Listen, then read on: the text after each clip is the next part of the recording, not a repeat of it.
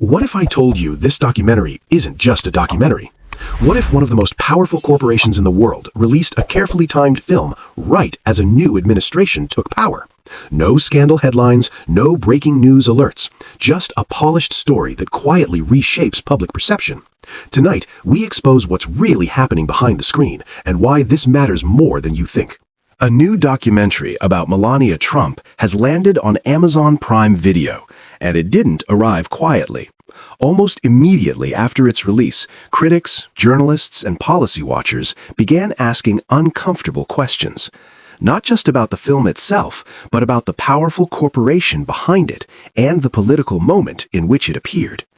The documentary presents itself as an intimate portrait of the former and current First Lady, offering personal interviews, behind-the-scenes access, and footage from Melania Trump's private archives. Viewers are invited into her childhood, her immigration story, her rise into public life, and her experience inside the White House. On the surface, it looks like a standard authorized biography. But when you look closer, the circumstances surrounding this project raise far bigger issues. One key detail stands out immediately. Melania Trump was not just the subject of the documentary, she had direct creative control over it.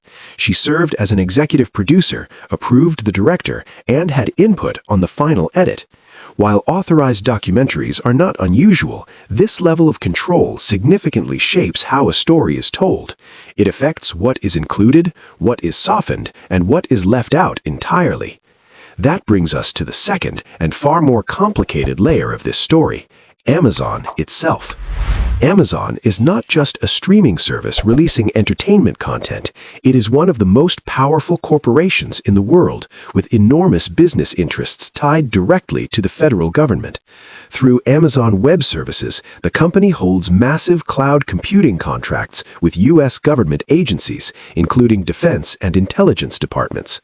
These contracts are worth billions of dollars and depend on ongoing political and regulatory approval. At the same time, Amazon faces intense scrutiny from regulators.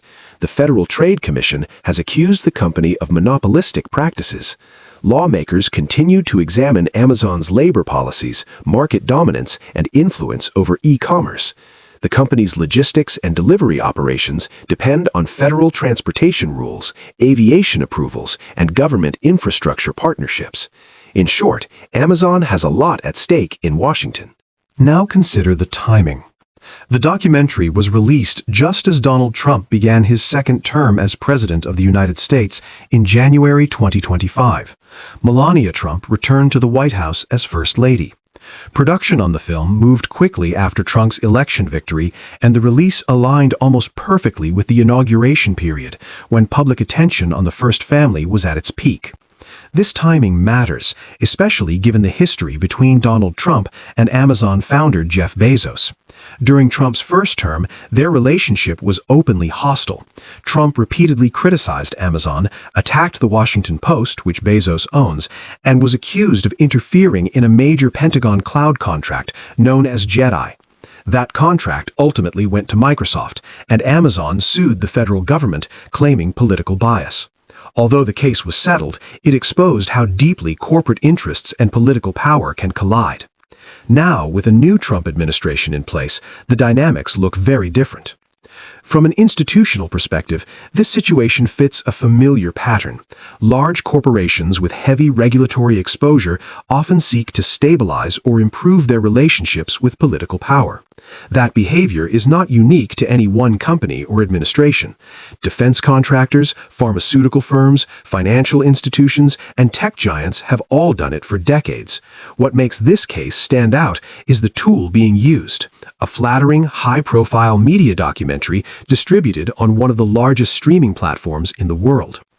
Early reviews of the film point out what's missing as much as what's shown.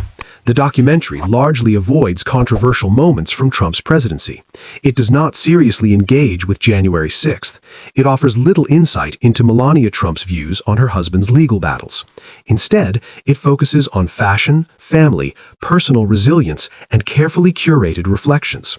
That framing may appeal to viewers, but it raises questions about the documentary's value as a historical record. This is where criticism intensifies. If a powerful corporation produces favorable media content about a political figure while simultaneously depending on that same political system for contracts, regulatory relief, and enforcement decisions, it creates an unavoidable conflict of interest. There is no public evidence of an explicit deal or agreement. No document shows a direct exchange of favors. But under U.S. legal and ethical standards, influence is not always proven by a single smoking gun. Investigators often look at patterns, timing, and context. What was given? What was received? And when it happened? In this case, the facts are clear. Amazon released a favorable documentary about the First Lady. Amazon holds billions in federal contracts and faces major regulatory challenges. The release aligned precisely with a new administration taking power. That combination does not prove wrongdoing, but it does raise serious questions that deserve scrutiny from journalists, shareholders, and lawmakers. And this controversy is about more than one documentary. It reflects a broader issue facing modern democracy. When corporations control massive media platforms and also depend on government approval, how do we ensure that editorial decisions are not shaped by political calculation? Traditional media once relied on clearer boundaries between business interests and journalism. Today's tech platforms operate under looser rules, yet they shape public opinion on an unprecedented scale.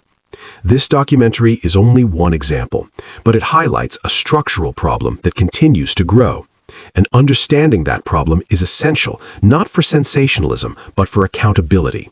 Because when power, media, and politics intersect this closely, what we don't see can matter just as much as what's on the screen. Most viewers will watch this documentary and see it as a personal story. Few will consider the corporate incentives behind it. Fewer still will ask how regulatory pressure, antitrust scrutiny, and federal contracts might influence content decisions.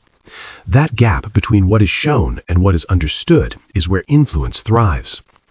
History shows us that democracy weakens not only through dramatic scandals, but through silence, distraction, and selective storytelling. When powerful institutions are no longer questioned, when media becomes comfort instead of challenge, and when transparency fades behind polished visuals, the public loses its ability to see clearly. This case is not unique, and it will not be the last. As technology companies grow larger, their ability to shape narratives grows with them. Without scrutiny, those narratives can slowly redefine reality itself.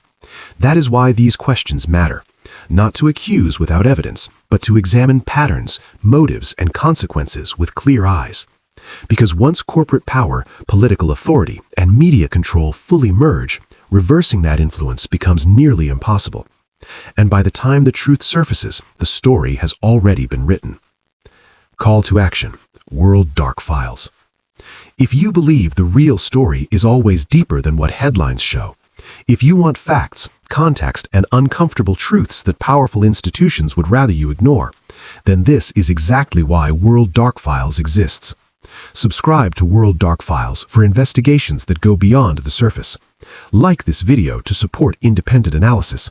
Share it so others can see what's happening behind the scenes. And most importantly, stay curious, stay skeptical, and never stop questioning the narratives handed to you. Because the darkest files in the world are not hidden in vaults. They are hidden in plain sight.